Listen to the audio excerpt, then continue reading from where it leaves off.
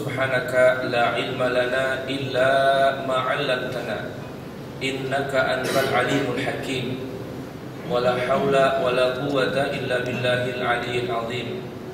Rabbi shrah li sadri wa yassir li amri wahlul 'uqdatam min lisani yafqahu qawli.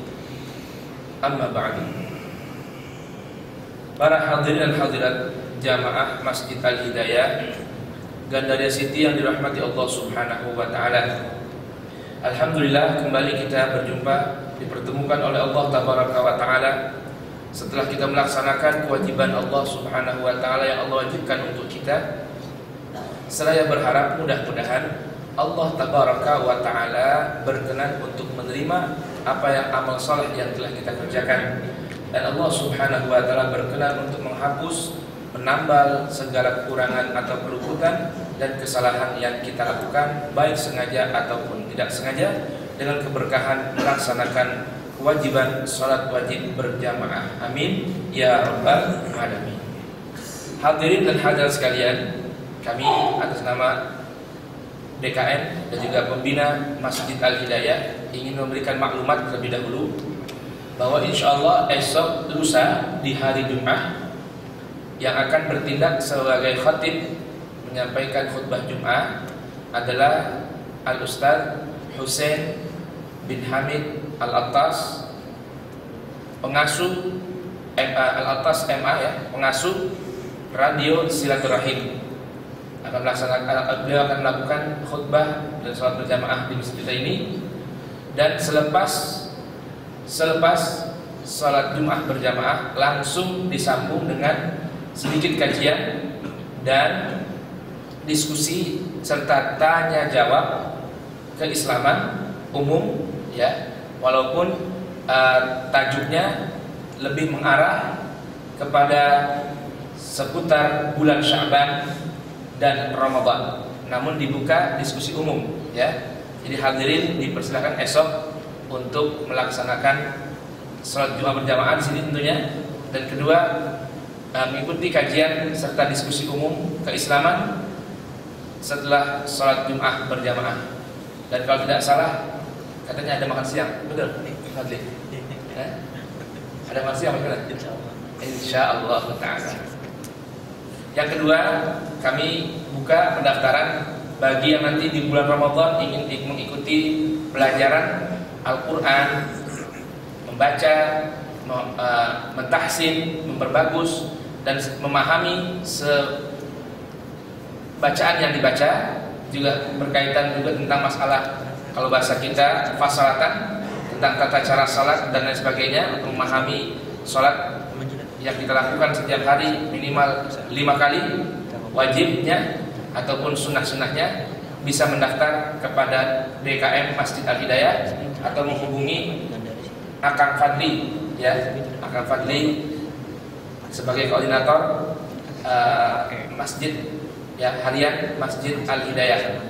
Sekali lagi, untuk bulan Ramadan mempersiapkan sejak dini, karena bulan Al-Quran, bulan turunnya Al-Quran, akan dibuka kajian belajar membaca, kemudian mentahsin, memperbagus bacaan, dan tafhim, memahami isi, dan khususnya juga praktikal atau fasalatan dari kaifiyah tata cara sholat 5 waktu ataupun yang lain sebagainya.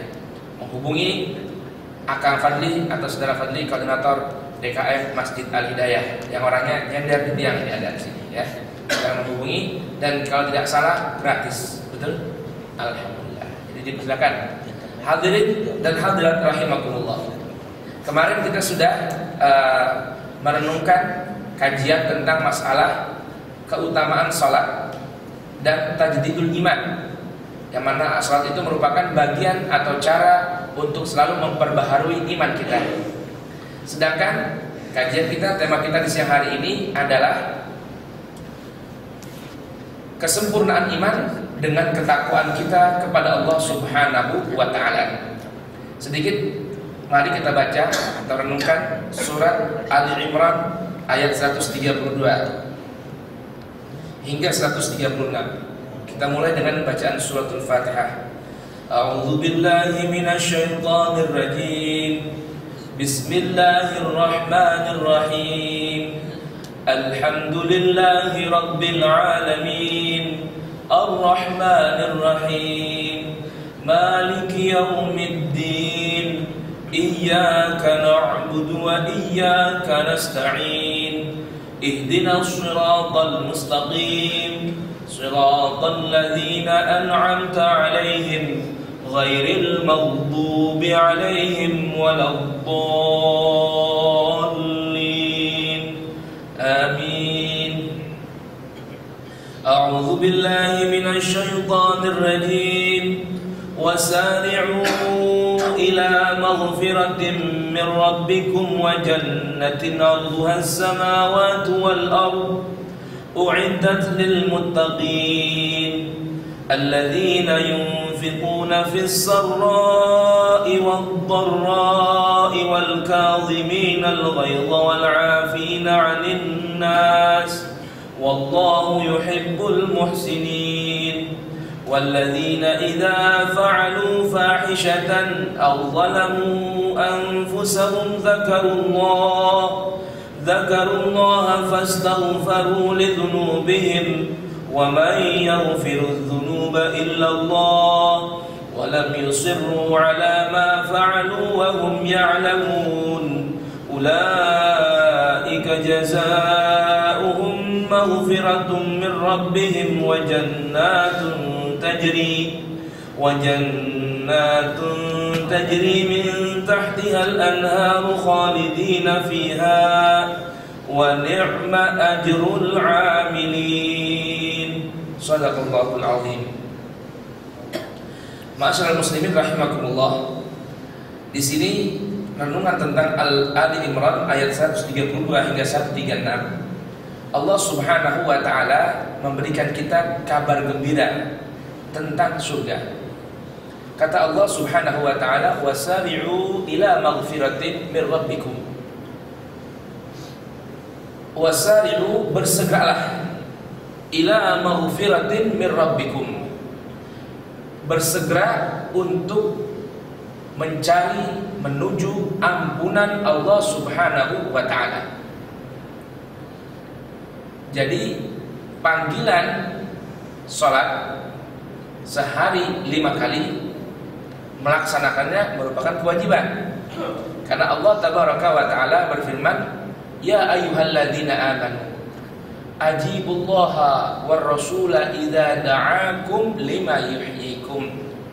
Wahai orang-orang yang mengaku beriman kepada Allah, ajibu, jawablah panggilan Allah, war rasul, dan panggilan ar-rasul, idza da'akum, apabila Allah dan Rasulnya telah memanggil kalian, lima yuhyikum, karena Allah dan Rasulnya memanggil kalian, mengundang kalian, mengajak kalian, tidak ada tujuan lain kecuali yuhyikum, untuk sesuatu yang dapat menghidupkan hati kalian, agar hati tidak mati. Jadi tidak ada yang seindah panggilan Allah, tidak ada yang semulia undangan Tuhan, tidak ada yang lebih istimewa selain hadir bersegera tadi. Wasari'u ila maghfiratin. Karena dalam sebuah hadis baginda Rasul sallallahu alaihi wasallam mengatakan, khamsu salawatin, 5 salat waktu ini, satu dengan yang lainnya, yukafiru lima bainahunna, menghapus kesalahan dan dosa antara keduanya. Jadi Allah Subhanahu wa taala karena Maha tahu yang menciptakan manusia, sedangkan manusia ini mahallul khata'i wan nisyan. Manusia ini tempatnya salah, tempatnya luput, tempatnya dosa. Karena Allah tahu manusia mudah sekali terjerembab, terpreset masuk dalam perbuatan dosa dan salah. Allah Subhanahu wa taala mengimbanginya dengan memberikan sesuatu penghapus, media penghilang noda dan dosa tersebut. Jadi kan indahnya ini Allah Subhanahu wa taala dalam surat Ar-Rum berfirman, "Wa min ayatihi an khalaqalakum azwaja." Di antara tanda-tanda kemuliaan, kebesaran Allah Tabaraka wa Ta'ala, Allah ciptakan untuk kita sesuatu yang serba sepasang. Coba dah, indah ini. Allah ciptakan di dunia ini serba sepasang. Ada pagi, ada sore. Ya, ada siang, ada malam. Ada senang, ada susah. Ada sempit, ada luas, lapang. Ada mudah, ada sulit. Ada dekat, ada jauh. Allah ciptakan sepasang. Kalau Allah Subhanahu wa Ta'ala ciptakan di dunia ini adanya perkara-perkara yang dapat melalaikan kita, menjauhkan kita dari Allah, maka Allah pun siapkan buat kita sesuatu yang dapat, atau media yang dapat menambahkan kita ingat dan dekat dengan Allah. Penghapus dosa Allah siapin, namanya diantaranya adalah sholat tadi. Oleh karenanya kita diperintahkan di sini dalam Al-Imran ayat 132 ini, wasari'u ila maghfiratin. Maka bersegeralah kalian ketika menuju ampunan. Segera. Ada azan berkumandang, cepat datang. Ada pengajian diberitahukan, cepat ikut, hadir. Kalau babnya ampunan, suruh segera. Wa jannatin. Nah, disuruh oleh Allah Subhanahu wa Ta'ala kita ini bersegera menuju surga. Allah Subhanahu wa Ta'ala ciptakan di dunia ini berbagai macam media yang dapat menghantarkan kita mudah untuk masuk surga. Banyak sebenarnya.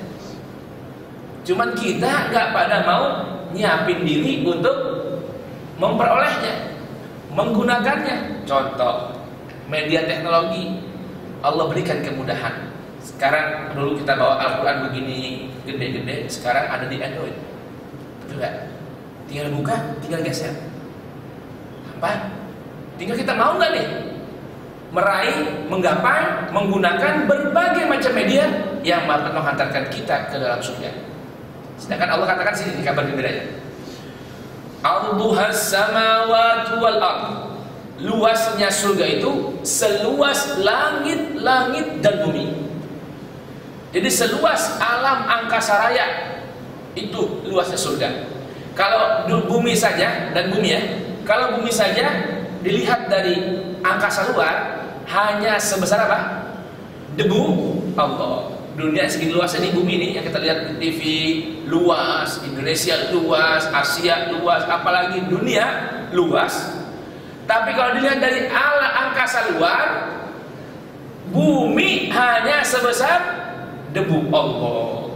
Nah, bagaimana luasnya surga? Hadirin rahimakumullah. Bagaimana luasnya surga? Kalau Allah katakan di sini luasnya seluas langit-langit dan bumi, atau seluas alam semesta raya, angkasa raya. Nah, kabar gembiranya kata Allah, uiddat lil muttaqin. Tuh, surga ini Allah persiapkan buat siapa? Orang-orang yang mempunyai predikat al-muttaqin. Maka dalam sebuah hadis wajar Nabi Shallallahu Alaihi Wasallam kabarkan kepada kita, al-imanu uryan wa libasuhut taqwa. Al-iman uryan wa libasuhut taqwa. Iman itu diibaratkan sebagai tubuh yang telanjang. Tubuh yang telanjang.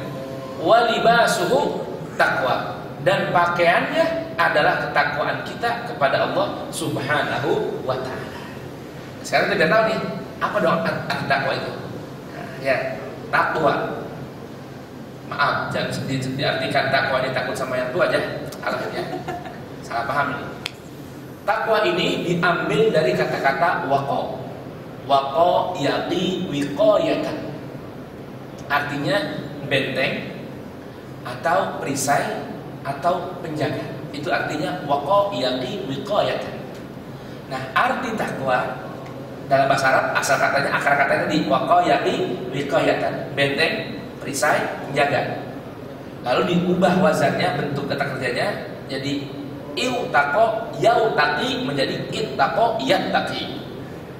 Nah, ini dalam kaidah bahasa Arab Setiap akar kata yang bentuknya 3 huruf dirubah menjadi 4 ataupun 5, maka artinya pun mendapatkan tambahan. Kalau arti wiqo ya itu perisai atau penjaga atau benteng, maka berarti intaqo atau intaqo yattaqi artinya membentengi, memperisai dan menjaga diri.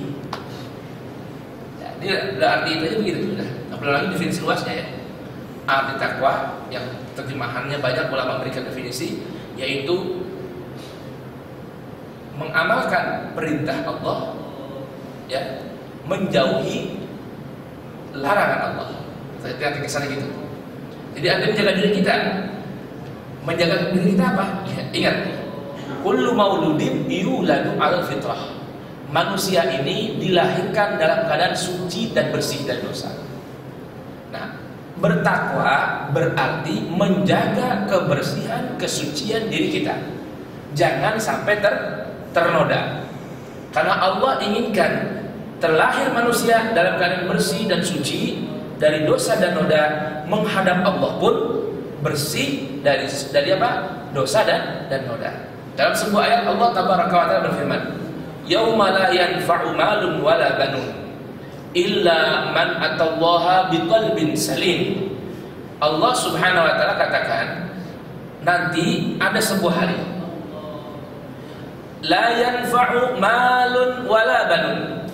Harta, anak-anak, jabatan dan lain sebagainya dari berbagai perhiasan dunia tidaklah membawa manfaat bagi setiap manusia.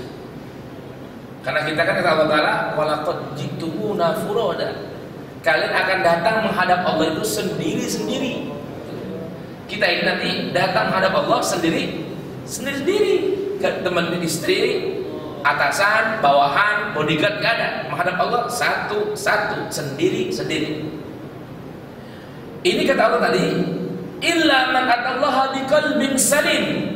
Orang yang selamat, yang menghadap Allah akan terbebas dari segala macam pemeriksaan yang merugikan, adalah orang-orang yang atallaha biqalbin salim, datang menghadap Allah dengan hati yang bersih dan selamat.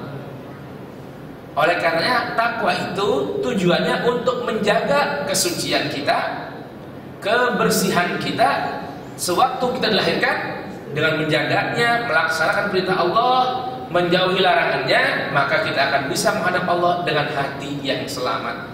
Sedangkan dalam sebuah hadis Nabi katakan, at-taqwa hahuna, at-taqwa hahuna, at-taqwa hahuna. Takwa itu adanya di dalam hati, namun akan tercermin dan ada teraplikasi dalam sikap dan perbuatan kita. Lihat ini Pak, wajah kita jadi bukan main indahnya, hingga ada sebutan namanya ilmu membaca air wajah. Itu enggak? Karena di wajah kita ini ada berbagai macam unsur atau piranti-piranti yang menyambung ke dalam hati. Apa yang tersimpan dalam hati akan tampak dalam air wajah kita. Ya, air wajah kita. Oleh karenanya kan dalam Al-Quran ataupun dalam Sunnah kita diperintahkan untuk menghadap Allah dengan wajah kita. Maksudnya wajah bukan berarti badannya, enggak, karena wajah ini mencerminkan apa yang ada dalam diri kita. Orang sakit perut bisa tampak di wajah, apalagi sakit hati akan lebih tampak dalam wajah. Karena itu Allah Subhanahu wa taala sudah beritahukan nih, surga ini Allah Subhanahu wa taala persiapkan bagi orang-orang yang bertakwa. Nah, di antara ciri-ciri orang yang bertakwa dalam Ali Imran 132 hingga 136 ini saya bacakan. Siapakah orang-orang yang bertakwa yang Allah Subhanahu wa taala siapkan untuk mereka surga baginya dengan segala kenikmatannya? Kenikmatan surga apa? Kayak gimana coba kenikmatan surga itu? Kenikmatan surga Nabi sudah beritahukan lewat sebuah kaidah dari Nabi, mala ainun ra'at wala udhunun sami'at wala khatara ala qalbil bashar. Kenikmatan surgawi itu kata Nabi, nikmat yang belum pernah dilihat oleh mata, terdengar oleh telinga, ataupun terlintas dalam benak dan pikiran manusia. Itu namanya kenikmatan surga. Jadi apa yang pernah kita terlintas dalam pikiran kita dari kenikmatan yang kita angan-angankan, yang kita bayangkan tentang surga, itu bukan nikmat surga, lebih dari itu. Nah, itu seperti itu. Kalau kita nonton film atau bagaimana, atau cerita kan, dengar kabar, hotel yang termahal di dunia saat ini mana? Katanya hotel lantai sekian dari Burj Al Khalifah di Dubai. Katanya nih, satu malam paling murah 15.000 US. Paling murah 15.000 US. Jadi nyawa kamar satu malam 160 juta. Paling murah tuh katanya. Itu kita kebayangkan bagaimana nikmatnya itu. Apa kasurnya kayak air, bagaimana itu? AC-nya bagaimana atau bagaimana itu kita nggak tahu. Apakah tidur di atas permata atau bagaimana, kita juga nggak mengerti. Tapi segala kenikmatan yang pernah kita dengar atau pernah kita lihat atau pernah terangan-angan terlintas dalam benak kita, itu bukan nikmat surgawi. Karena surga itu lebih dari itu. Siapa ini mereka? Nih, siapa yang mau jadi orang yang Allah gambarkan dalam Ali Imran ini? Ayo, biar kita mendapatkan surga yang Allah siapkan buat orang lain. Yang pertama, alladzina yunfiquna fis sarra'i wad dharra. Pertama, yaitu orang-orang yang selalu yunfiquna ya, pakai gunakan kata kerja ya, yang zamannya saat ini dan ke depan, berarti continue atau berkesinambungan, atau bahasa kita yang selalu. Alladzina yunfiquna, orang-orang yang selalu menginfakkan. Fis sarra'i wad dharra, berinfak dalam kondisi senang maupun susah. Ini sulit nih. Berkesinambungan infaknya udah sulit. Padahal infak ini dalam banyak ayat nggak terlepas dari yang namanya sholat, mendirikan sholat. Coba kita baca dalam Al-Quran. Alladzina yuqimuna sholata wa mimma razaqnahum yunfiqun. Alladzina yuqimuna sholata wa yutuna zakata. Artinya sholat dengan infak ini nggak bisa terpisahkan. Sholat dan infak nggak pernah terpisahkan. Tapi prakteknya kita sulit dan jarang loh berinfak setelah pas sholat. Coba deh. Padahal dalam Al-Quran hampir semua kata-kata sifat karakter orang iman yang sempurna yang mendirikan sholat berjamaah itu mesti nggak terpisah dari yang namanya berinfak setelah sholat. Ini sebenarnya di masjid ada kotak amal. Ini cara upaya kita menjaga 5 waktu, karena kan perintah sholat 5 waktu nih, ya kan? Pujian atau perintah tentang orang yang menjaga sholatnya dengan sempurna itu minimal 5 waktu. Berjamaah, bersolat berjamaah, nggak lepas temannya dengan infak. Sekarang bagaimana praktik coba? Ini kalau bisa nih, kita mulai nih. Bagaimana? Anda yang biasa di sini sholat di sini berapa kali tadi? Kalau jam kerja 2 kali ya. Zuhur dengan asar. Ntar maghrib di masjid rumah, isya juga begitu, subuh juga begitu. Biasakan kita siapin uang di kantong kita agar selepas kita sholat langsung berinfak. Minimal nih, ini minimal. Tetapi kalau kita punya kelebihan, selepas sholat masukin uang 1.000, 2.000, 5.000, 10.000. Lalu kita pulang, ketemu orang susah di jalan, kita bagi lagi. Walaupun ini agak jauh dari sholat, cuman inginnya Al-Quran ini memberikan tuntunan buat kita antara sholat nggak boleh lepas dari infak, antara sholat nggak boleh jauh dari infak. Ya mau nggak mau caranya kita habis sholat masukin kotak, uang dikotakin amal tersebut. Itu paling tidak begitu, agar antara sholat nggak lepas dengan infak. Di sini begini kan, ciri orang-orang bertakwa yang Allah siapkan kenikmatan surga ini, yang luasnya seluas langit-langit dan bumi, adalah orang yang selalu berinfak, baik fisarra, dalam keadaan senang, mudah, lapang, gampang, tajir, wadharra, lagi sulit, pahit, susah, sempit, sakit. Tuh. Bisa nggak begitu kita? Kalau ini bisa kita praktekin, masuk di kategori ini. Yang Allah siapkan surga buat orang-orang yang dapat label al-muttaqin, yang benar-benar bertakwa. Ingat pernah saya sampaikan di sini kajian definisi antara amanu yu'minun dengan mukmin. Ittaqo yattaqun muttaqin. Bedanya apa? Kalau orang-orang yang beriman itu belum tentu jadi profesinya. Tapi kalau al-mu'minun, keimanan sebuah profesi yang melekat dalam dirinya, sifat yang melekat dalam dirinya. Orang-orang yang bertakwa, baru sekali takwa juga orang bertakwa sebutannya. Tapi berbeda dengan al-muttaqin, sifat yang sudah melekat dalam dirinya, yaitu ketakwaan. Ibaratnya orang yang bernyanyi, semua orang insya Allah bisa nyanyi, tapi nggak akan sama dengan penyanyi. Beda kan? Beda kan? Anda semua sini bisa nyanyi, bisa, tapi nggak sama dong dengan Bang Haji Roma Irawan, seorang penyanyi. Kayak begitu. Nah ini kalau mau dapat label seorang yang benar-benar bertakwa, ini diantaranya aplikasikan dalam diri kita untuk selalu yunfiquna fis sarra'i wad dharra, berinfak dalam keadaan senang, lapang, ataupun wad dharra dalam sempit dan pahit. Ini yang kedua agak jarang dan susah nih. Orang kadang lagi kaya, banyak uang, berinfak, semangat, tapi lagi susah nggak mau. Begitu. Baik. Kemudian yang kedua, sifatnya, karakternya bagaimana?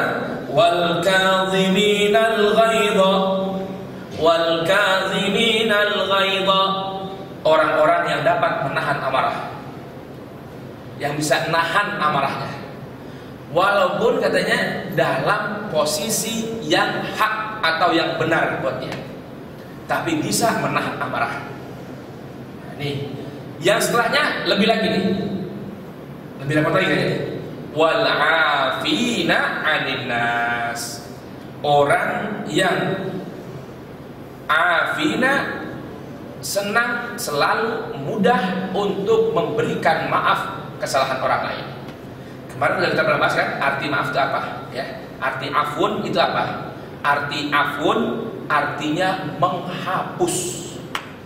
Afun artinya menghapus. Jadi memberi maaf sama dengan menghapus dari dirinya ingatan perbuatan buruk orang lain terhadap dirinya.